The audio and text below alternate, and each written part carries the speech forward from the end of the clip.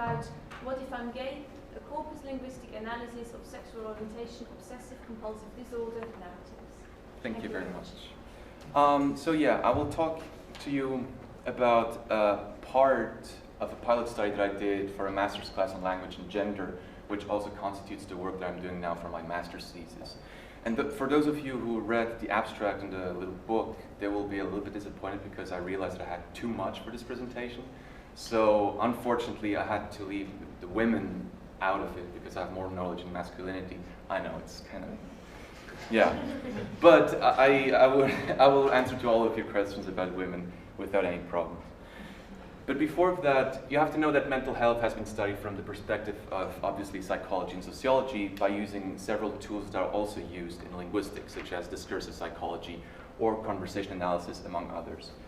And when linguistics has been interested in studying mental health, it has always focused on speech disorders or schizophrenia, and also on health communication. Very recently, there's been the study by Hunt and Harvey that is very similar to what I'm doing. Is they used corpus linguistics to analyze discourses in a eating disorder forum, which is more or less the same thing that I'm doing.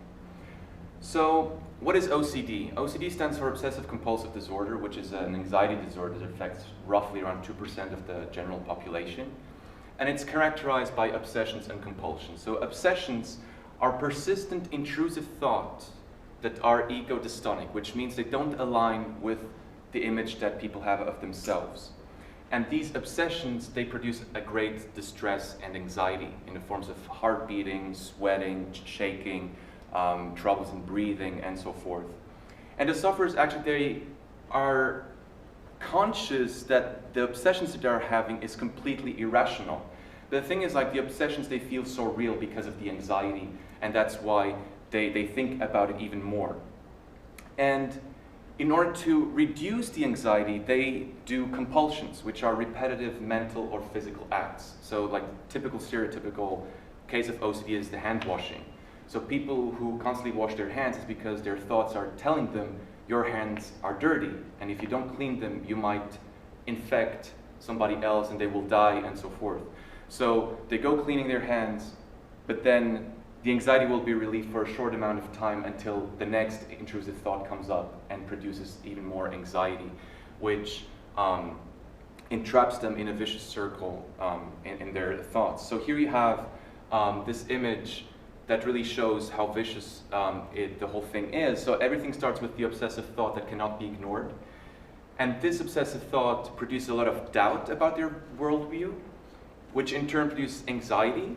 And then in order to reduce the anxiety, they will do a compulsion, which then reduces the anxiety for a short amount of time until the next obsessive thought comes up and starts the whole thing again. And you have to know that OCD is very heterogeneous, which means that there are as many variety of OCDs as people, because each of us deals with OCD differently. But the most recent Diagnostic and Statistical Manual of Mental Disorders classified OCD in these 4 categories. So we have like the most well-known, the cleaning and symmetry category, and then there are the less known, the harm and forbidden or taboo thoughts. Now, as you might have guessed, my topic falls into the last category, that is sexual orientation OCD. And basically it's just the fear of losing one's sexual identity. And the online community has been calling it HOCD, which stands for Homosexual OCD, but I will not use this term because it kind of implies a certain homophobia, which has nothing to do with homophobia. I mean, people who have this kind of OCD, they have various views about sexuality, and we can have any people from any sexual orientation fearing that they might be losing their sexual identity. For instance, we can have heterosexuals fearing that they might be gay, which is a topic of my conversation today, or homosexuals who are afraid of becoming straight. And because there's a lack of research, it is often misdiagnosed by therapists. So the obsessions are not sexual fantasies or daydreams, because these are relatively guilt-free, harmless, and pleasant. And that's where the difference lies between somebody who's suffering from this kind of OCD from somebody who is healthy. So let's take the case of my participants, heterosexual men. They will fear that they might being unconsciously gay or becoming gay or that others perceive them as gay, or that failed heterosexual relationships or sexual dysfunctions during the sexual intercourse might be signs of them being gay. And this produces a lot of anxiety to those men, and what is interesting is that they are actually conscious that what they're thinking is completely irrational, but it just feels so real because of the anxiety and the groinal responses, which are tingling feelings on their genitals. And then they interpret this feeling as an arousal when they're comparing to other people.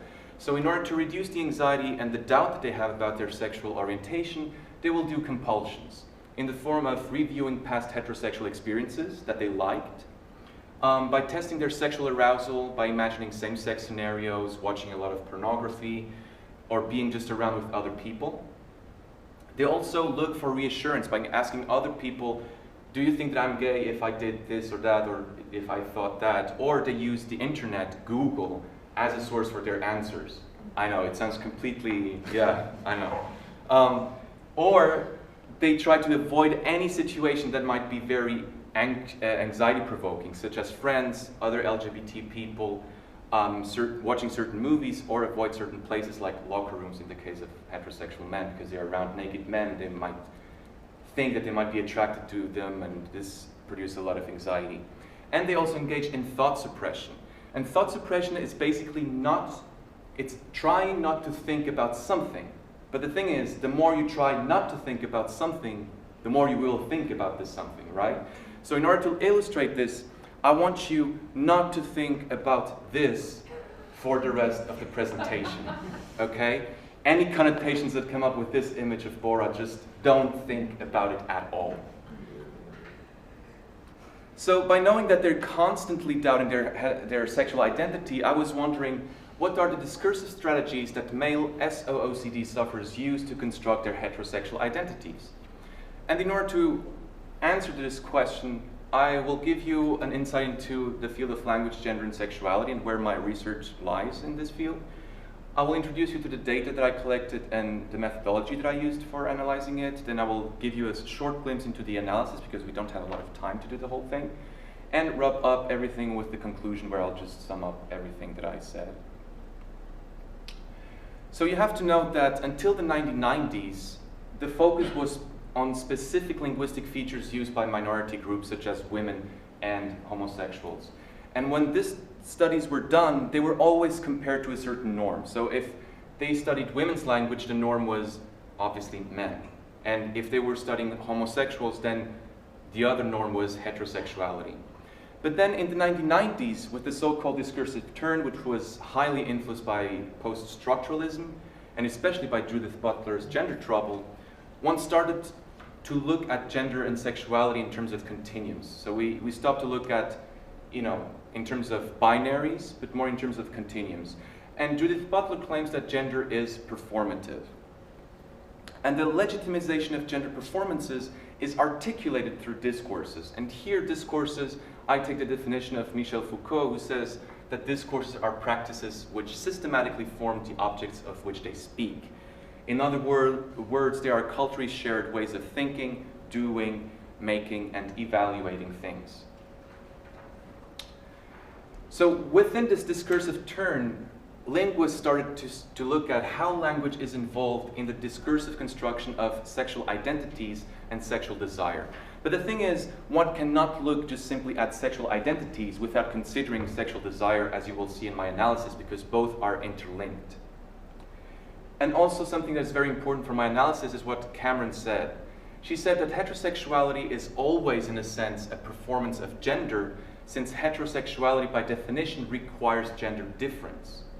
And since heterosexuality is seen as the norm, one has to look at the linguistic effects that indexes this identity explicitly but also implicitly. Because it's like when you meet new people, you assume automatically that they are straight and not homosexual. So we have really to look at, especially at the implicit level of this identity formation, in order to see how they construct their heterosexuality. So now for the data collection. Basically, I went on a public online support group that is called psychforums.com, and it's a place where anonymous users they write about their distress, about several mental disorders or sexuality-related topics.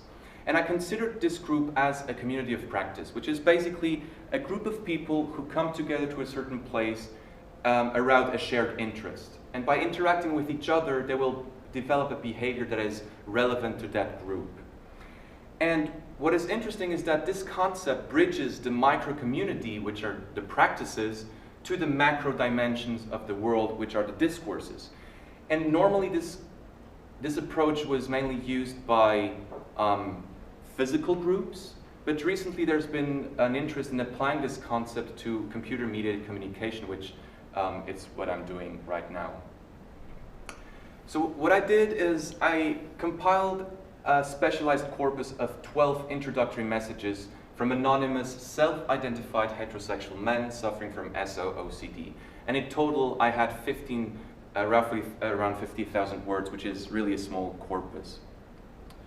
And by comparing all these messages, and by the way, what I mean by introductory messages is the very first message that they write in a thread. You're all familiar with a thread, what it is? Yeah, okay. And then by comparing all the messages, I realized that they had a similar structure. So they all start by introducing their age, their gender, their possible origins. I had people from Germany, Slovakia, France.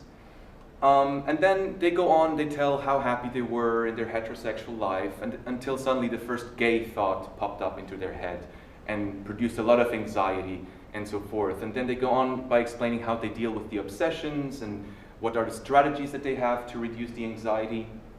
And then at the end, because they are in a support group form, they ask for help. And I considered my data as not natural, in the sense that we are not dealing with face-to-face interaction, but with written language. And they certainly spent a lot of time reflecting on what they wanted to present to other people, because it's a very personal topic, so they only give a certain glimpse of their whole experience. And what is also very interesting is that the messages contain specific SO-OCD vocabulary, which highlights the saliency of applying the concept of community of practice. Now for the methodology. So I used corpus analysis, which very recently by Paul Baker used it to analyze the construction of gender and sexuality. And basically corpus analysis is a study of language as expressed in large samples of real-world text. So large samples would be like millions of words, which in my case is very small. And it's also used to give, to make wider generalizations about language use. Because it has so much data, it has this representative quality to it. And it's not only a quantitative approach, but it also has qualitative tools. So what I used is Wordsmith for the quantitative analysis and AntConc for the qualitative part. More specifically, what I did is I had my specialized corpus. Wordsmith generated a frequency list, which is a list that shows you how many times each word was used.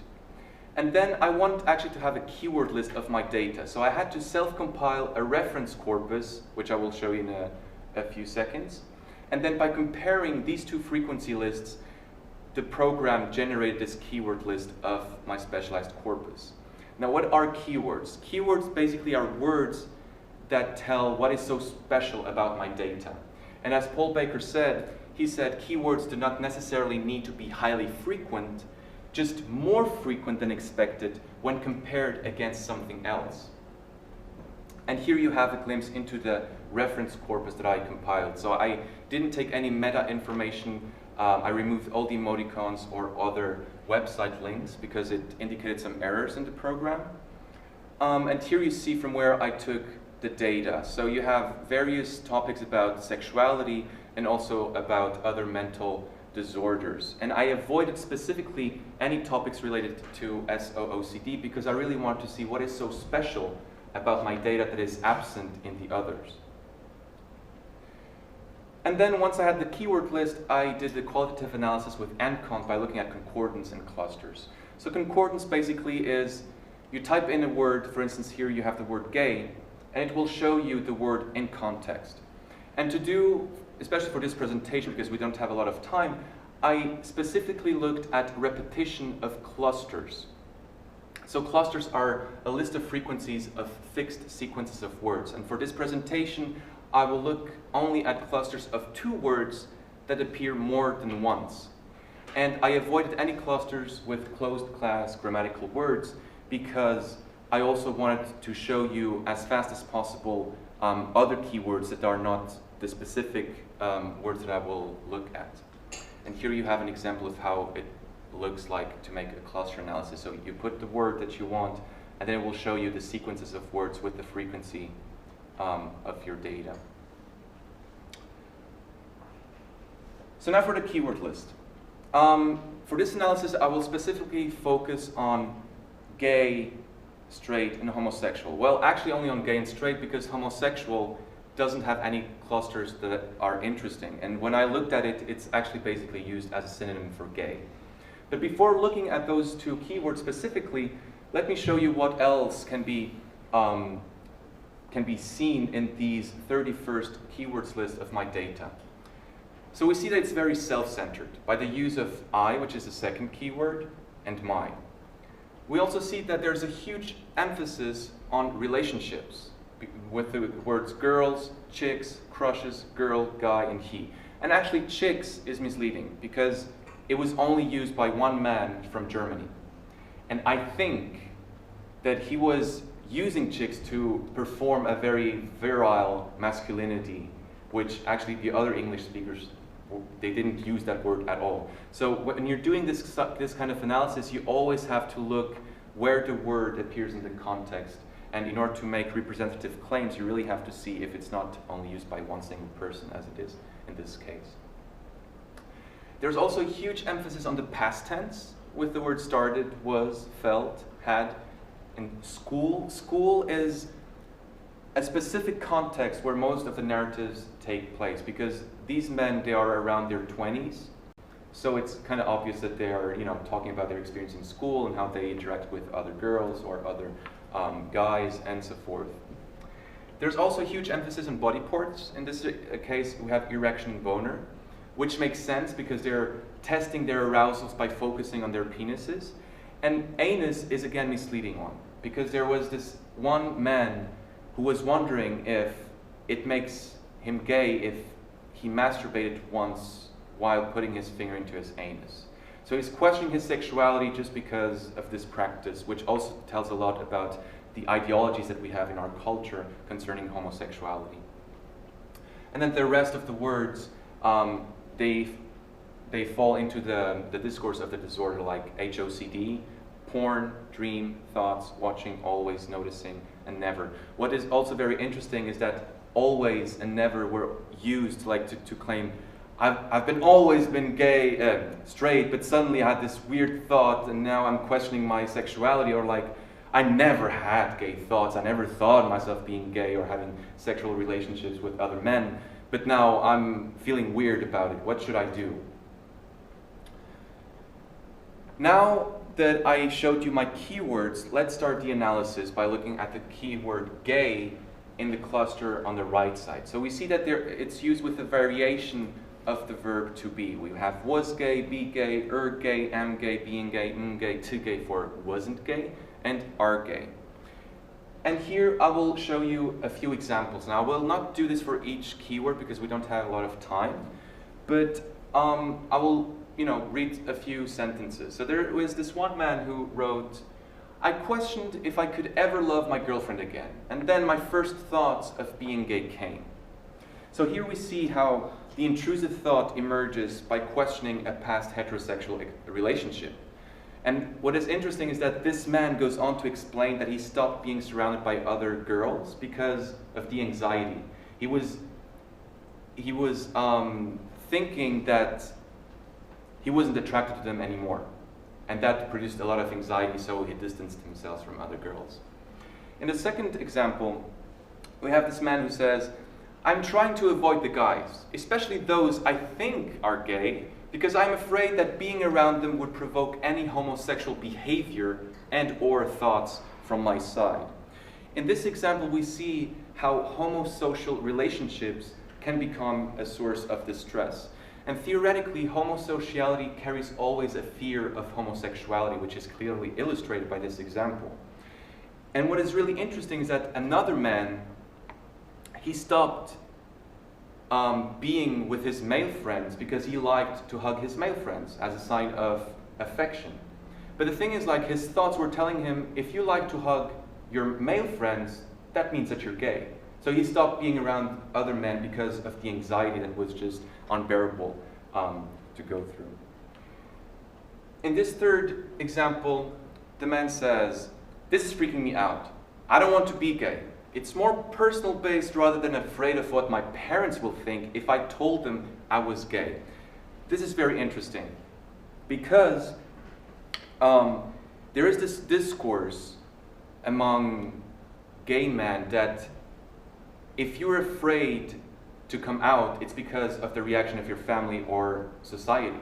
So here he is distancing himself from this homosexual identity by saying, I'm actually not afraid of the reaction of society or my parents.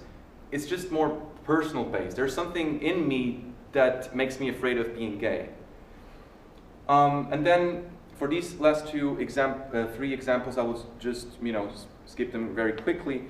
In this one, we see how the man expresses his compulsion by going on internet websites. In the fifth one, we see that he tries to accept the thoughts, but he says that, I can't. I know it's just not me. Okay, so there's something that highlights the ego-dystonic dimension of the disorder. And in the last sentence, what is interesting is that the cluster ergay was always used by several men in order to give voice to their intrusive thoughts. Now, if we look at gay on the right side of the cluster, we have not gay. That was used to look for reassurance that they are not gay when they're asking other people, right, I'm not gay, right? And then the other people, they will engage in reassuring him or whatever. Actually gay, to express that their minds are telling them that they're actually gay, and turning gay to express the fear of becoming progressively gay, that there is something as a progression of being straight and then suddenly becoming gay later on in their lives. If we look at, on the left side of the cluster, we have gay porn. And gay porn was used to refer that they never watched it, or that they use it as a compulsion to check their sexual arousal. Then we have gay guy and gay people that were used to refer to other homosexuals, to refer to the fear that being a friend of a homosexual makes yourself gay, which is also completely irrational, to refer to the presence of homosexuals puts them in distress, that they know that there's somebody gay just makes them, feeling anxious, or also to show the support of LGBT rights and community. And it is very interesting because by claiming that they are not homophobic, they are implicitly constructing their heterosexual identity. Because there is discourse, again, that says homophobic men are actually closeted gay men. So what they're saying is that, no, I'm pretty confident in my heterosexuality, and that's why I'm not homophobic, hence I cannot be gay. But then they have these intrusive thoughts all the time in their head that puts them in constant doubt about their sexual identity. Gay dream was used to refer to a homoerotic wet dream that two men had. But what is interesting is that they framed this dream as a nightmare. So it's not something that produces pleasure, although it's very contradictory, because if it's a wet dream, then, right? And then gay thought was used 3 times to refer to the intrusive thoughts that they have in their mind. Now if you look at straight, on the left side, we only have the cluster straight porn. All the other clusters, they contain closed class grammatical words, and for this presentation I just skipped them. And straight porn was used to refer to the fact that they love it, but it's weird that now suddenly they have these gay thoughts, or that suddenly they couldn't get aroused by it anymore, which is also strange and highlights like this strange quality of the disorder. They also said that they use a lot of straight porn in order to check their arousal patterns, and hence as a compulsion. Or there were certain men that used it to refer to a certain addictive quality, so that watching porn makes them addictive, and some even think that because of that, they start to have these weird thoughts in their head. Now, if we look in the cluster on the right side, we see that straight is also used with the variation of the verb to be. Am straight, be straight, was straight. And these clusters, again, are used to express the reassurance seeking that these men are straight, and it also shows their doubt over their sexuality and to express their anxiety that they might be gay or not straight anymore, and so forth. So now that we are arriving at the end of this presentation, I want to ask you, who was able not to think about this guy at all? Okay.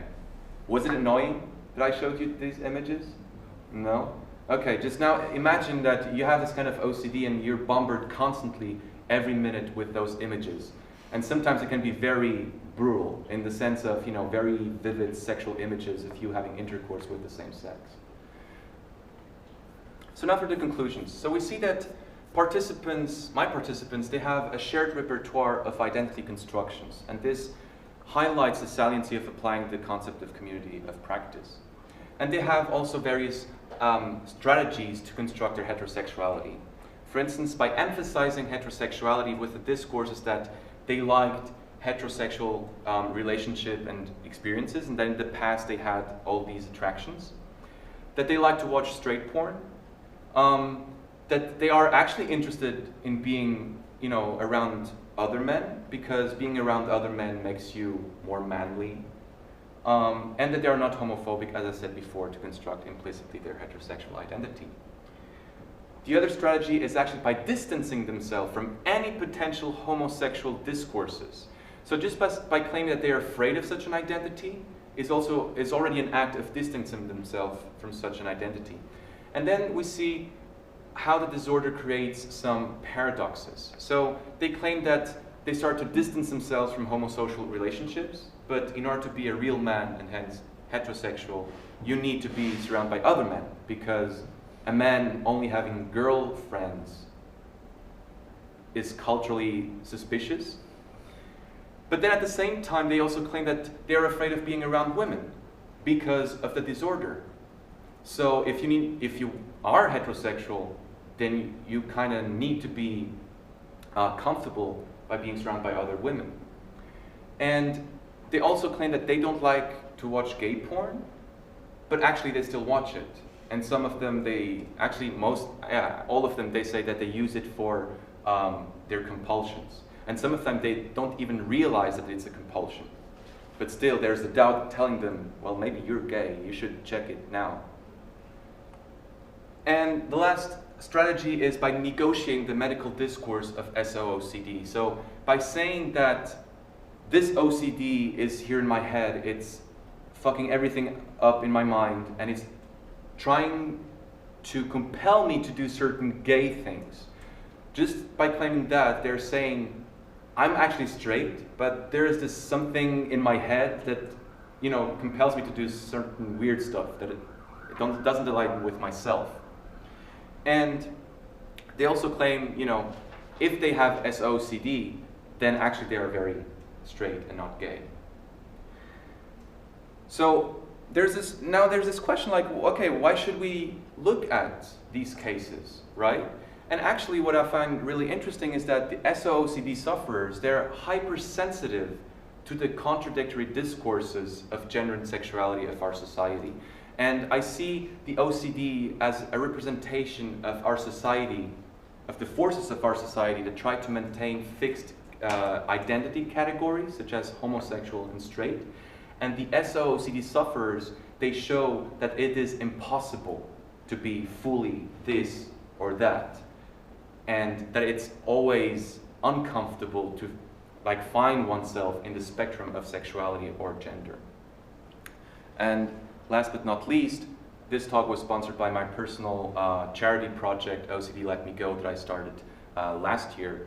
and it's just to raise awareness about OCD. Thank you.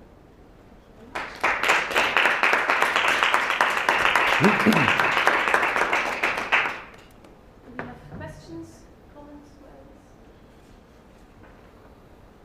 Yeah.